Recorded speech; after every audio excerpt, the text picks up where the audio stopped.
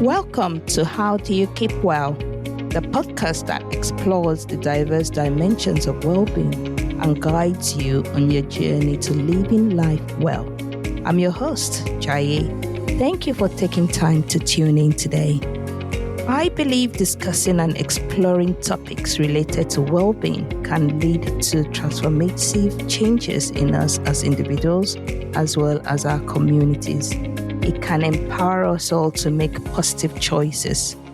And I am on a mission to find out how people keep well. In this podcast, you will discover practical tips, expert insights, and inspiring stories to help you unlock your full potential and cultivate a system for living life well and thriving. Are you ready to embark on this transformative quest for well-being? Let's get started.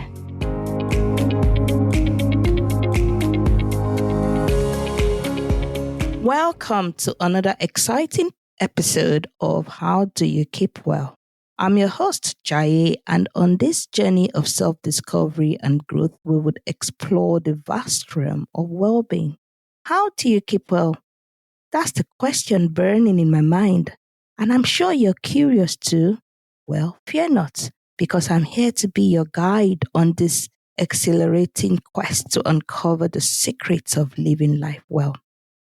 Keeping well is more than just a passing trend or an answer to a passing question. It's not just a goal to be achieved and forgotten. It's a way of life. It's the quality of life you lead as an individual and collectively as a community. It's an ongoing system that is unique, and it empowers us to be the best version of ourselves. So let's get ready to embark on a transformative journey as we navigate the paths of well-being, enriching our minds, our bodies, and souls. In this opening season of How Do You Keep Well podcast, I'll be diving deep into the dimensions of well-being. I like how well-being is referred to as a state of being healthy, happy, and satisfied with one's life.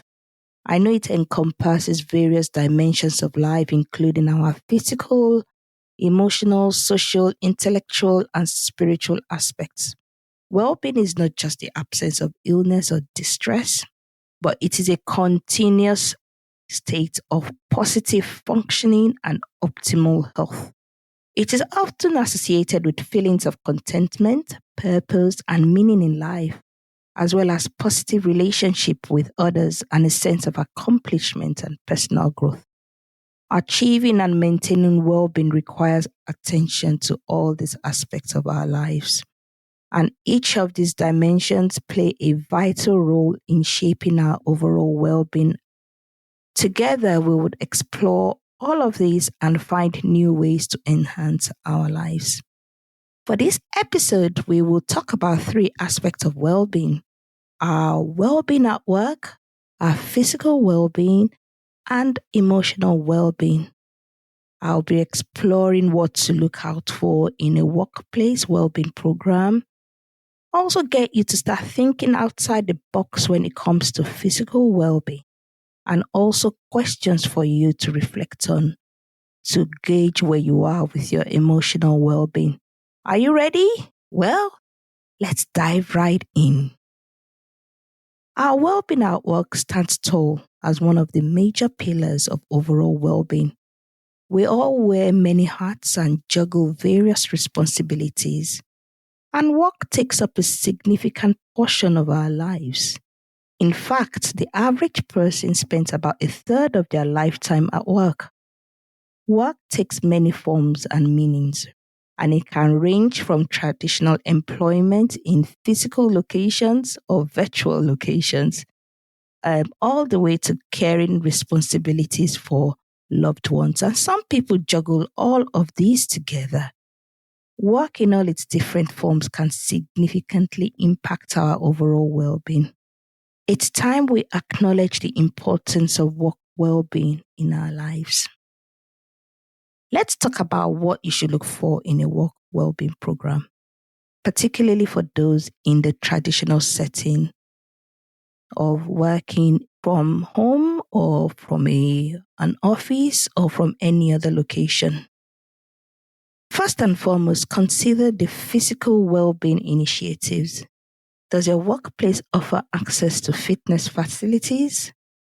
Or do they offer you some wellness workshops?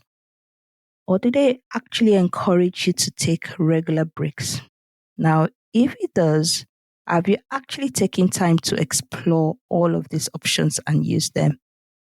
I can assure you this can go a long way with helping you feel and keep well, physically and socially.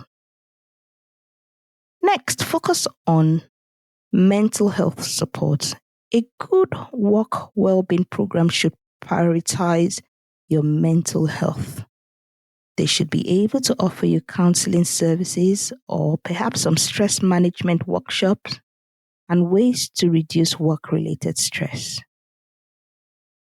It can be a bit difficult for smaller businesses to achieve all of this, but often people actually feel reluctant to use some of these facilities for various reasons, mainly concerns about confidentiality or perhaps finding time to actually attend some of these programs, or perhaps some people doubt how effective these sessions will be.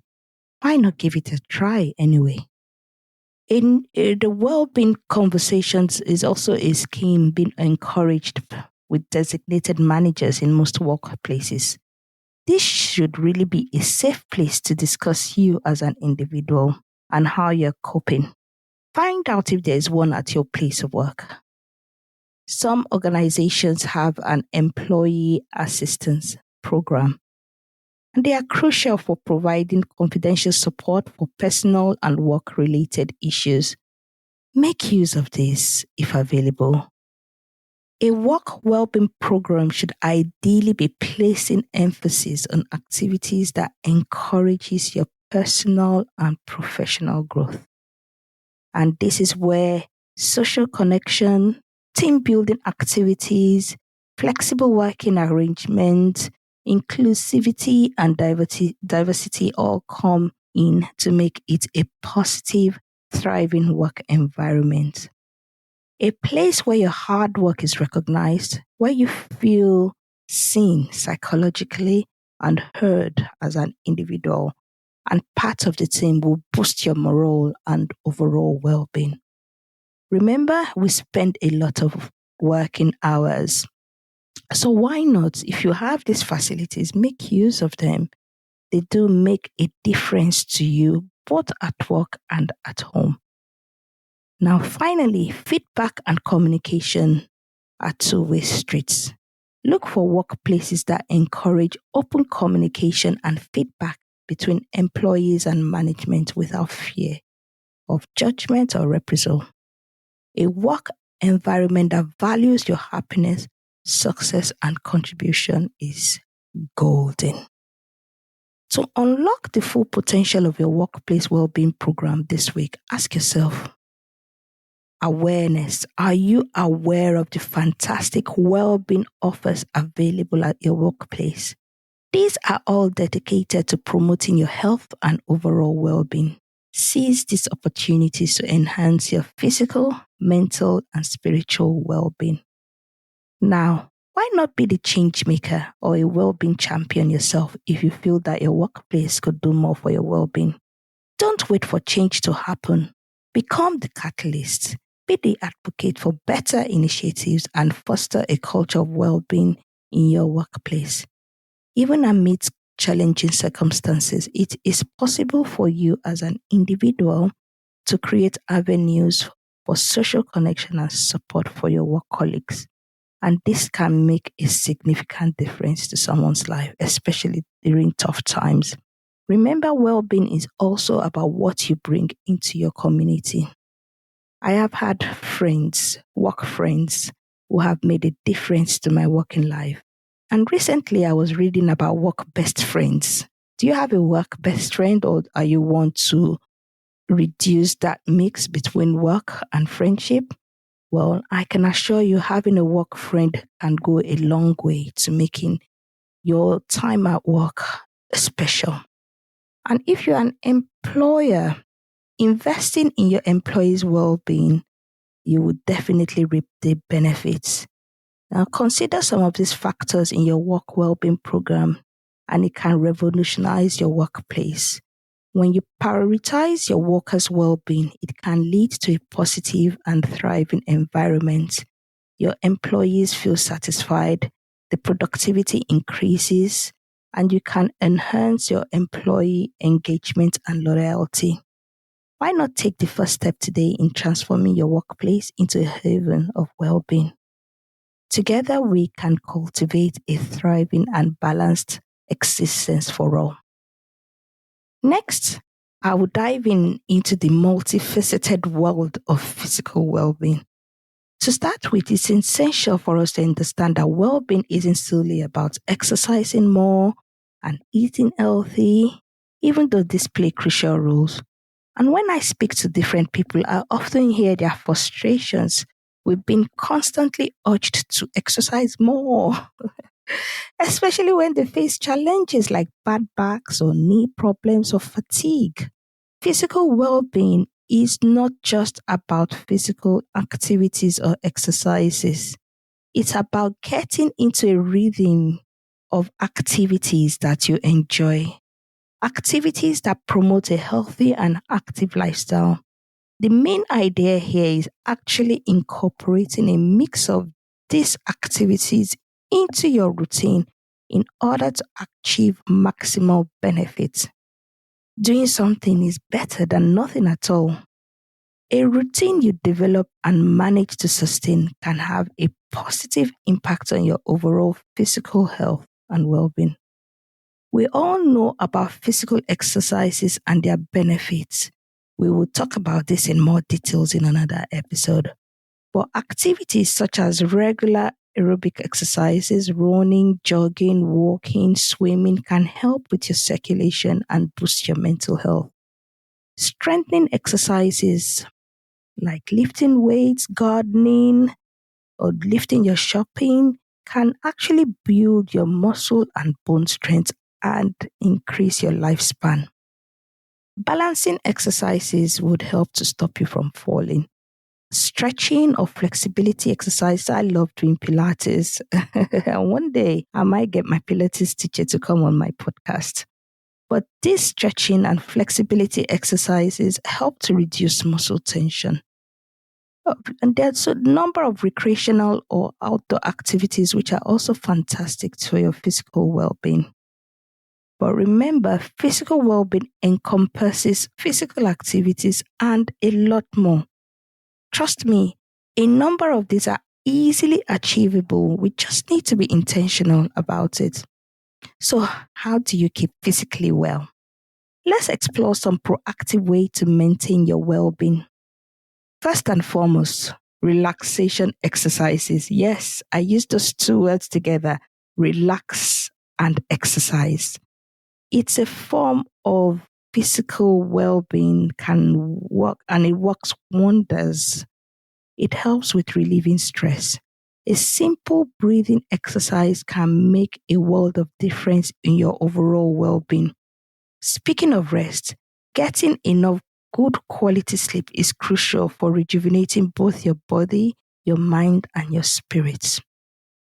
Another essential aspect is breaking up periods of inactivity. Moving after sitting for 90 minutes can help improve your circulation and keep your body in motion. Now, I often suggest to people to try to get up and walk after every 2 hours of sitting down.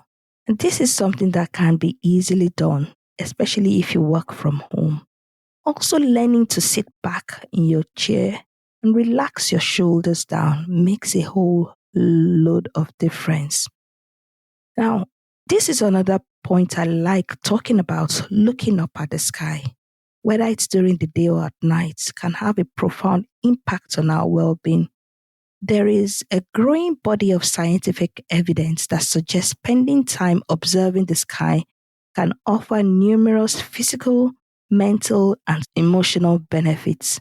Incorporating sky gazing and spending time in green and blue spaces into our lives can help us experience a holistic improvement in our well-being.